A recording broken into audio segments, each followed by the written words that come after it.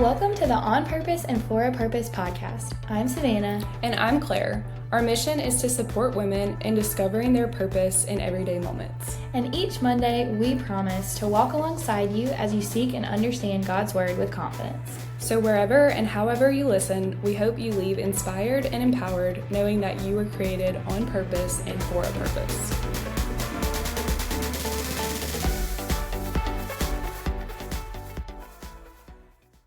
Claire, can you believe it's fall?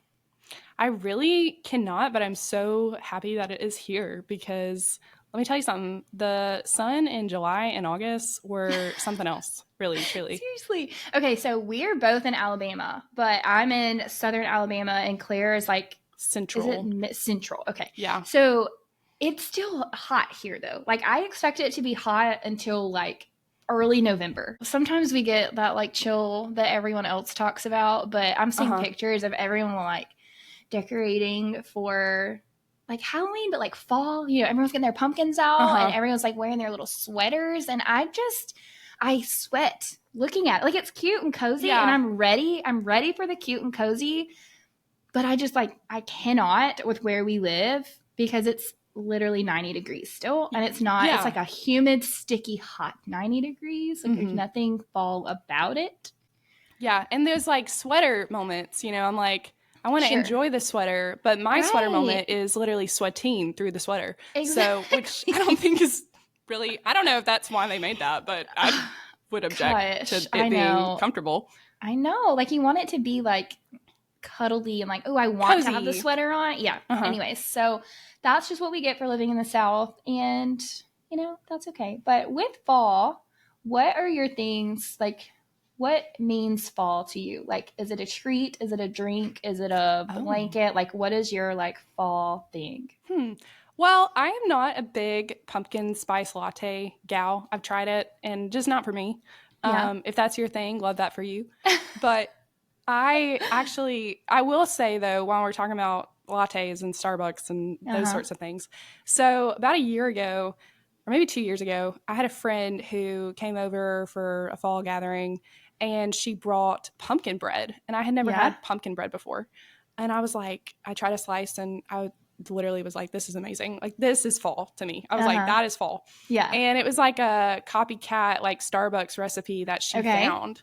And so I was like, I want to see if I can make this. So I bought like a cute little, you know, in the Target section where there's like the $5 little sections, there was like a little fall, like, bread pan and I think it even had like in a little engraving that said like hello fall or something, you know, girly. But I had made like pumpkin bread and it was amazing. I was like so proud of it.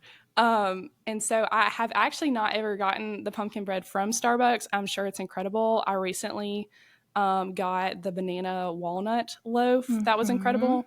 Never had tried that. I've been sleeping on that for years, but something, you know, bread is just something else. So that's good kind of in all its forms.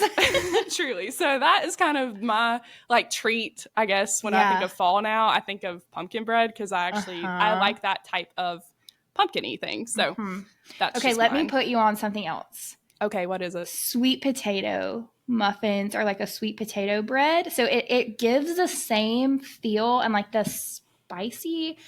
Is that the right word? Like, you know, like fall stuff just has like the spices, right? Like not spicy, like hot sauce, obviously, but like the spices, like cinnamon and all that. Anyways, sweet potato muffins, and I'm sure you could do sweet potato bread with like a cinnamon frosting. So good. Ooh. So good. I made them a while ago when Brian and I first got married because I was trying real hard to be like the best little housewife ever. And I made them a little too much and we had to stop. But they are so stinking good and they really give the same feel to me as pumpkin because Brian's not a big pumpkin guy. I like it. I'm not like a PSL hardcore person, but like I'll get it half sweet, you know? Like let's take it down a notch, but I like the flavor. Anyway, so you should try that. That sounds really good, especially with the like cinnamon thing on top. Yeah, I wish I had a recipe. I need to see if I can find mine that I made forever ago, but it's really good, especially if you're someone that's not a big pumpkin fan. Sweet potato can give you the same feel. Same and vibes. I mean, pumpkin bread, sweet potato bread, those are vegetables, yeah? So looky there. She said, we're trying to make this, We're being healthy. healthy. Mm-hmm. I'm teasing. So my last fall thing, and then we're going to get to Ruth, is that Brian is so hysterical. And anytime we go in a store that has any form of a candle, he is going to smell every single candle until he finds the perfect one. And so we come home with candles frequently in this house. And it is just so funny to me that I'm not the one buying the candles. It is, in fact, my husband. Well, I'm just making a note to not get you candles for gifts anymore, just because Brian gets them for you. So look, but see, that's the thing. He gets boy smelling candles. Like he doesn't. I mean, they smell good. Like especially the ones he picks out for like fall and Christmas. Yeah, he nails a good seasonal candle. But like one that seasonal candle. He really does. He has a nose for it, I guess. But like every other month of the year, like I don't want like a candle that smells like aftershave. Like no, thank you. Yeah, you know what I mean. So like he doesn't do good at the like girly. Yeah. Every other month of the year candles, which is, I don't expect him to be good at that. But a good fall Christmas candle, he's your guy. He's going to pick the best one, like hands down. I don't really know how he learned this, but it is a talent. He's got a good sniffer. He does. He does. I guess so. Okay. Well, that was fun, Claire, talking about fall with you. Yeah, Steph, that was really fun. Do you want to get into Ruth 3 now? Yeah, let's do it.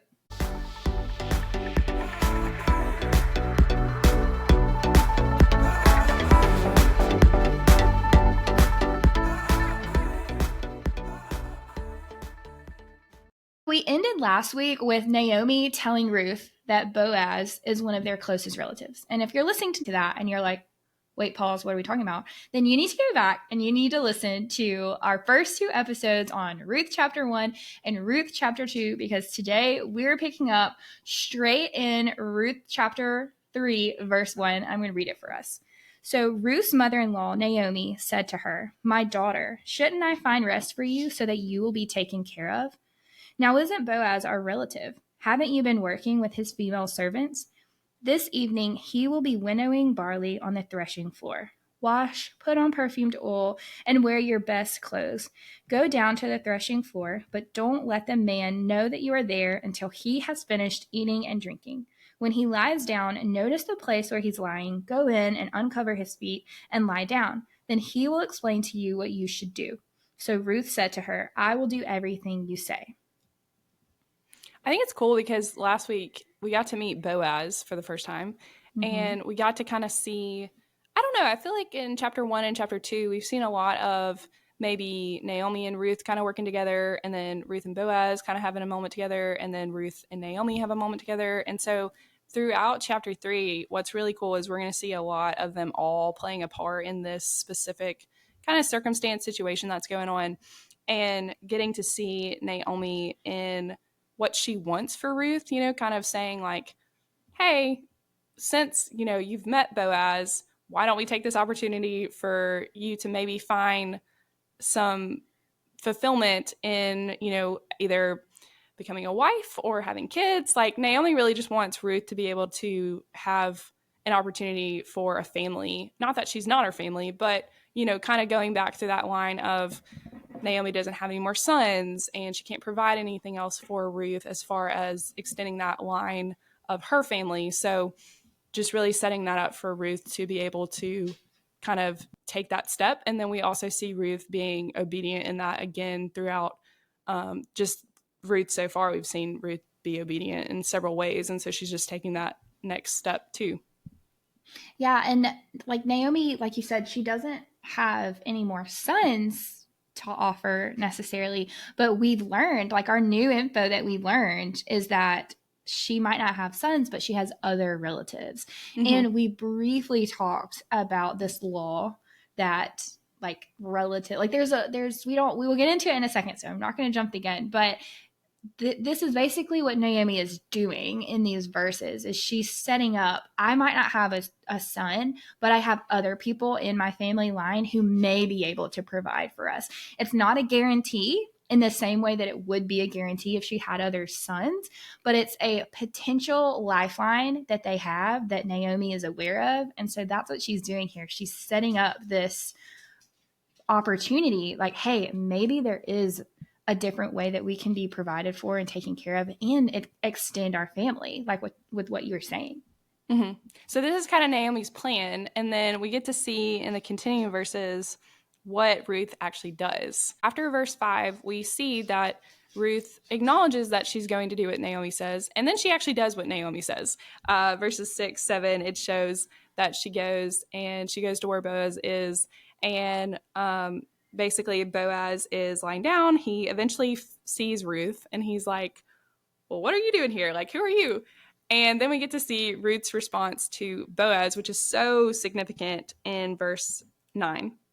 Yes, so Ruth's response is it's kind of funny to me because it's like Ruth did what Naomi asked her to do, but she also added her own twist because Naomi told her, find Boaz, wait until he's laid down, and then uncover his feet, lie at his feet, and wait for him to take initiative from there. Mm-hmm. And that's what Naomi said to do. We read those verses. But Ruth does that. But then when Boaz acknowledges her and is like, okay, I see you. Who are you? She doesn't wait for him to connect the dots on his own. She makes it extremely clear why she's here and why she's doing what she's doing. Because she says in verse 9, I am Ruth, your servant, she replied. Take me under your wing, for you are a family redeemer. And I think that imagery is beautiful because of so many reasons. But she's just so clear. She's like, my name is Ruth. This is my title. I am your servant, and this is why I'm here. I am asking you to take me under your wing. Why? Because you are my family redeemer. Like, she kind of answers any question he could possibly have. She's like, here's all of them. There's no confusion. I'm being extremely clear, and I'm communicating why I'm here and why I have done what I have done. And now, in terms of what she actually did, the uncovering of the feet, the secrecy, Naomi saying like, don't let anyone see you, all of this. I think it's really easy for us to make it into something that it's not. It seems scandalous, or maybe it doesn't. Maybe it doesn't seem scandalous at all to you, and I just said that and you're like, oh, I was never thinking that. If you are, though, thinking that seems strange, why are we being so secretive? Why does it feel manipulative? It's not. It's not at all. There's nothing that should make us think that. It is simply custom during this time period. So of course we cannot understand what it means to uncover someone's feet, to lie at their feet, for them to wait to see you, for it to be done in this very particular way.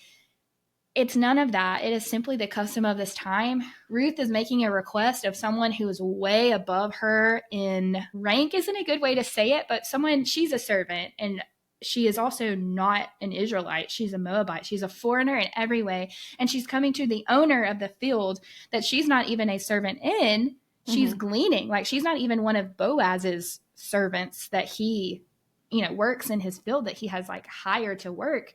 She is someone he's given permission to because she needs help. So she's being very humble, coming to him, and this is how she's making a request before him. And we had mentioned last week how this word redeemer is going to come up a lot. And actually throughout chapter 3, I would encourage you to either like circle or underline or just make a note of where it mentions the word redeemer or redeemed, because it comes up a lot. And this word redeemer, is actually a Hebrew word. It's called gal. And in that, it literally means like to be redeemed. And really wanted to kind of go back to Exodus 6, because in the book of Exodus, we see a lot of redemption going on for the Lord's people. We see, he's basically, getting them to a place out of slavery. So just kind of going back a couple books, if you'll flip to Exodus 6. I'm going to kind of read verses 1 through 8. Really, the kind of key verses are 6 through 8, but just to kind of give you some context, what's going on in the story. So starting in verse 1, it says, But the Lord said to Moses, Now you shall see what I will do to Pharaoh.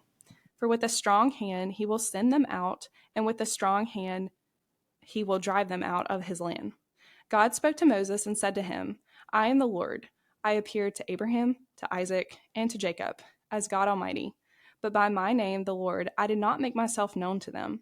I also established my covenant with them to give them the land of Canaan, the land in which they lived as sojourners. Moreover, I have heard the groaning of the people of Israel, with whom the Egyptians hold us slaves, and I have remembered my covenant. Say therefore to the people of Israel, I am the Lord, and I will bring you out from under the burdens of the Egyptians, and I will deliver you from slavery to them. I will redeem you with an outstretched arm and with great acts of judgment. I will take you to be my people, and I will be your God. And you shall know that I am the Lord your God, who has brought you out from under the burdens of the Egyptians. I will bring you into the land that I swore to give to Abraham, to Isaac, and to Jacob. I will give it to you for a possession. I am the Lord.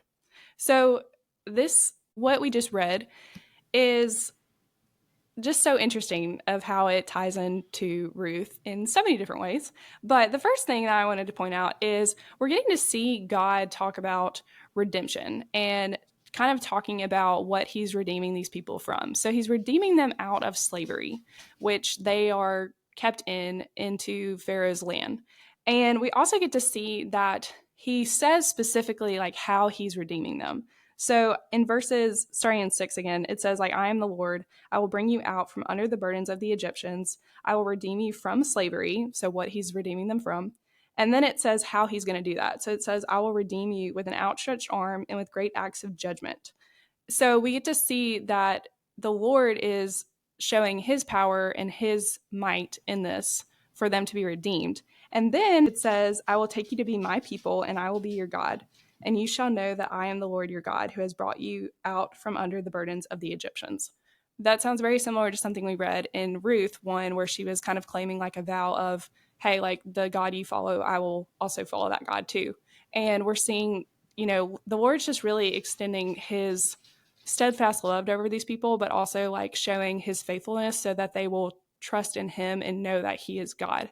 And so I just think that's so cool to look at in the sense of redemption and then the story of Ruth and kind of coming into a little bit of context of what this looks like many, many years ago before we come into this story now.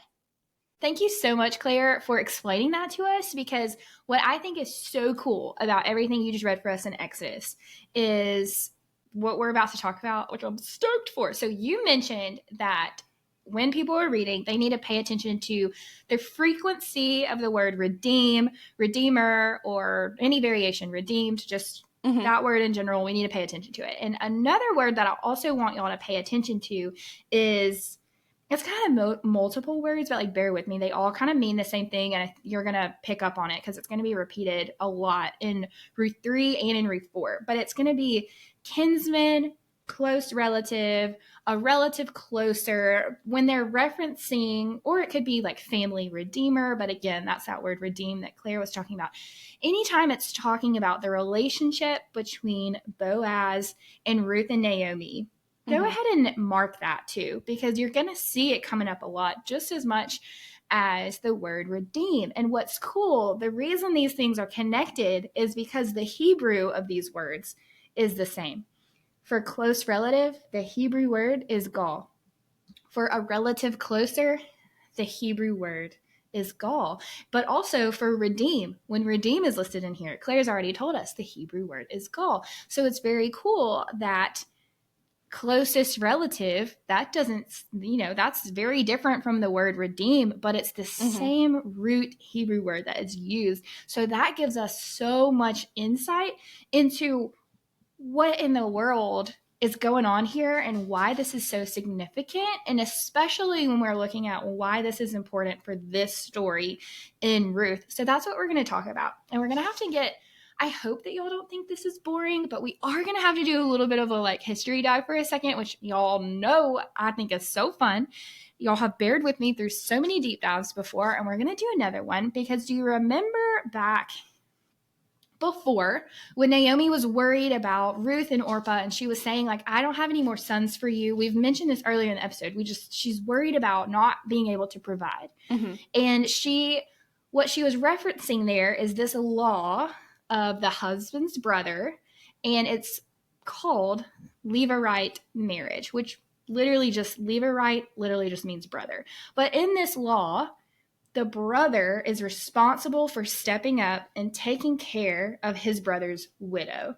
But obviously, like, you're like, okay, cool. How does that make sense here? Because Ruth's husband's brother also died. right? So it's literally just Naomi, it's just Ruth, and Boaz clearly is not her brother.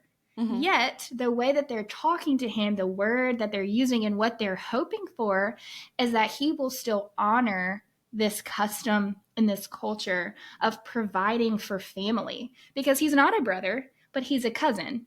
And we don't 100% know. I'm sure someone that's not me knows the exact relationship between Ruth and Boaz. I've seen people speculate that he is maybe the Naomi's husband's brother or Naomi's husband's brother's son. So anyway, in the cousin realm, regardless of how they're related or how distant or how far, in the family.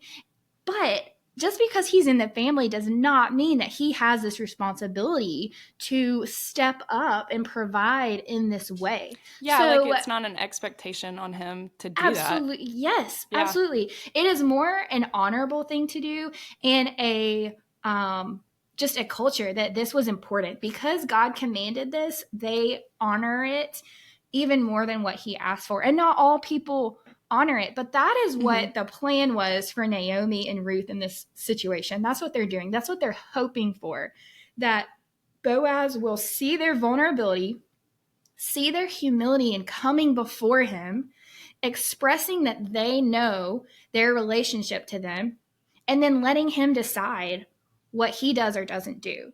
And if he were to say no, it's no dishonor on him, because he's not the husband's brother. He's in the family, but he doesn't have to. There's no requirement on him that he do this, but we see that he's willing.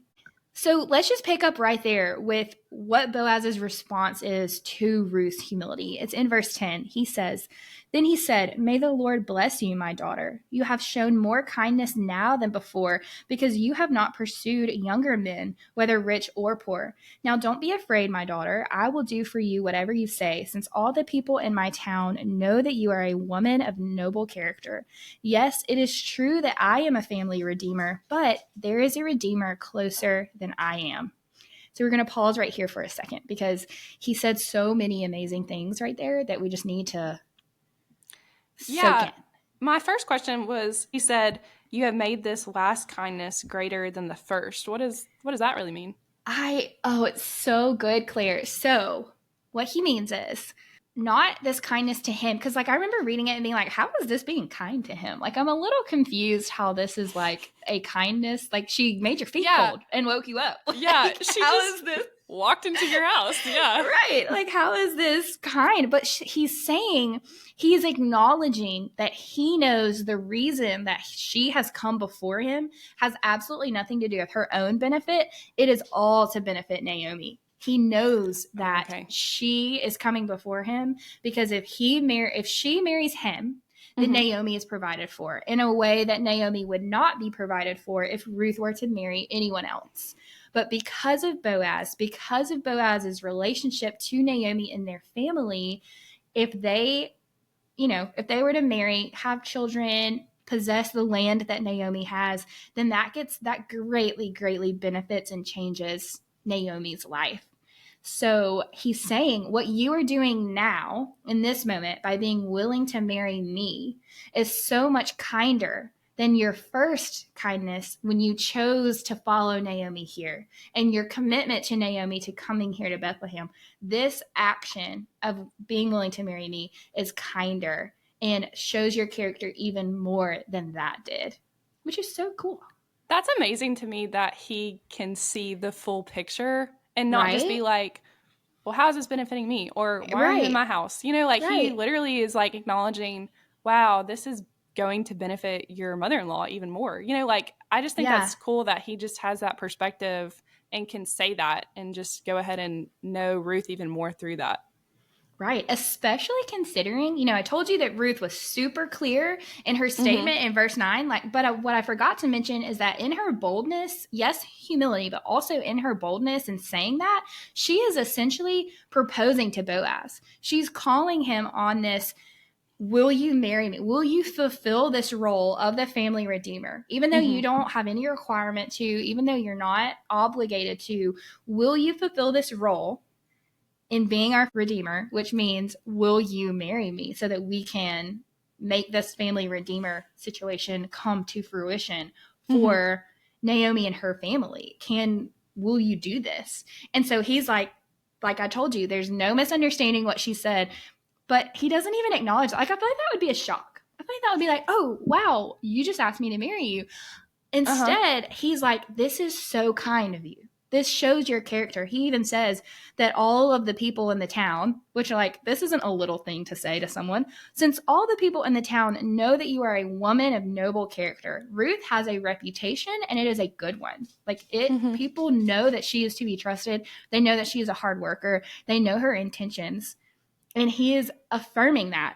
And then he says, yes, it's true. I am a family redeemer. I do know my role in your family, or I know my relation to your family. But he says, but, and this is like the biggest plot twist, or like, I wasn't expecting it, you know? And he says, yes, I am, but there is a redeemer that's closer than I. So in terms of order of importance isn't really the way I want to word that. But like, if we're looking at a family tree, there's someone that's closer to them than Boaz is. There's maybe if he's a third cousin, I don't even know how the cousins work. If he's a second cousin, then there's a first cousin somewhere. You know, like there's some barrier. Someone else is in line before someone else is in line that could have the, because really it's also an opportunity, because they're inheriting or they're not inheriting, but they're going to take ownership of land that Ruth's family owns. So yes, it's taking ownership, I'm putting that in quotes, of Ruth and making her their wife, but it's also taking ownership of land that Naomi owns. So it's a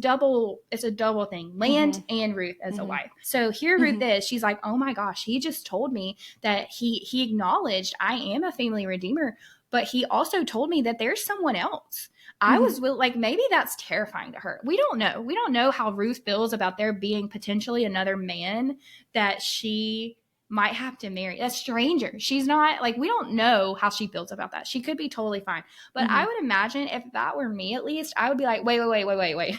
Pause. You're saying I'm not going to marry you. Like there could be another person I don't know that like maybe they don't have the same kindness towards me that you've had. Like, wait a second. Like, I'm sure has to be at least a little unnerving to her, like this uncertainty. But he assures her in as much ways as he can. In verse 13, he says, stay here tonight, and in the morning, if he wants to redeem you, okay, that's good.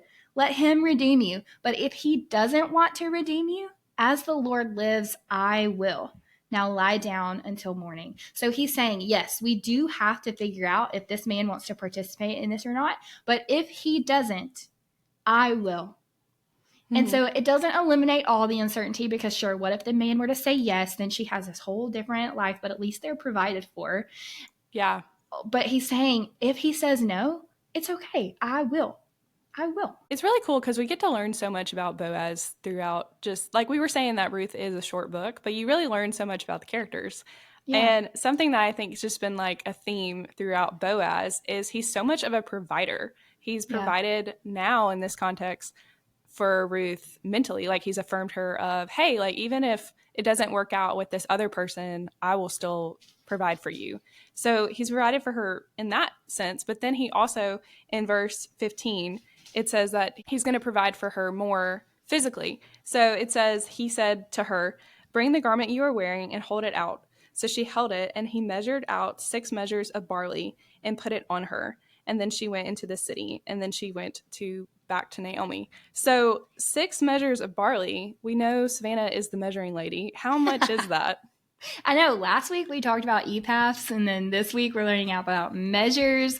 We're just learning all the things. It's very fun for me. I feel very confident in what I have found, because we don't actually know, I feel like. But anyways, 12 gallons is what I have found. That a measure, and especially like, 6 measures of barley, is 12 gallons. That is a lot. And now if you're like, okay, Sav, thanks for telling me that, but I'm still not picturing it. Okay, same, because I read that and I was like, okay, that definitely feels like a lot, but like, I'm having trouble picturing that and understanding that. So here it is in pounds. It's roughly 70-ish pounds of wheat. Now, there are tons of variables in that, depending if it was wet or dry or, all the things that are far above my intelligence when it comes to wheat. Don't have a ton of wheat knowledge, but about 70-ish pounds, give or take, of barley. That's a lot. Like Graham, my 2-year-old, is roughly 30 pounds, and my guy gets heavy. So 70 pounds would be like a gram on each hip, and that's still only 60 pounds. Like that is significant, and we don't really know how far she's walking back into town. Like we don't really know how far she has to go, but we know she's strong. But we already knew she was strong, though, because of how hard she works in the field. So maybe 70 pounds to her is just like another day in the life, and it very well could be. But regardless, aside from all of that absolutely piques all of my curiosity, it is above and beyond what he had to give to her. He didn't have to give her anything. He has already given her so much. But he sends her away with this added confirmation by following up his words with actions and saying, here is this physical provision for you as well. And so then when Ruth reports back to Naomi, first of all, Ruth doesn't have to say a word to Naomi because of all the barley she's carrying. So immediately Naomi's clued in, but Naomi still is like, what happened? Like, this seems great. Like, what else happened? And so Ruth fills her in and is just saying, like, he gave me this because he didn't want me to come back to you empty-handed. And so Naomi's response, it's how we're going to end. It's verse 18.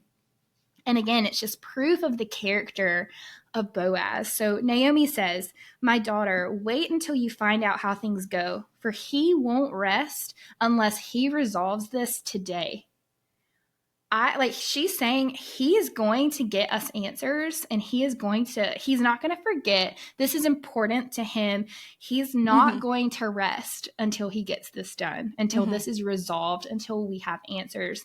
And that just truly speaks to Boaz. Everything we've read about him has just been so honorable. And it's just really sweet to me that there's so much integrity here, whether it's Ruth and what the town perceives of her by, everyone knowing of her character, or Naomi knowing this about Boaz, who knows how long they've even been in the same room together. But Naomi trusts and believes that Boaz is a man of his word and that he will not rest until he gets this resolved. And I think that's so sweet. And, we are going to leave you on a little bit of a cliffhanger today, because Ruth 4, we're going to pick up with it next week. So come back and listen next week so we can figure out what happens from here.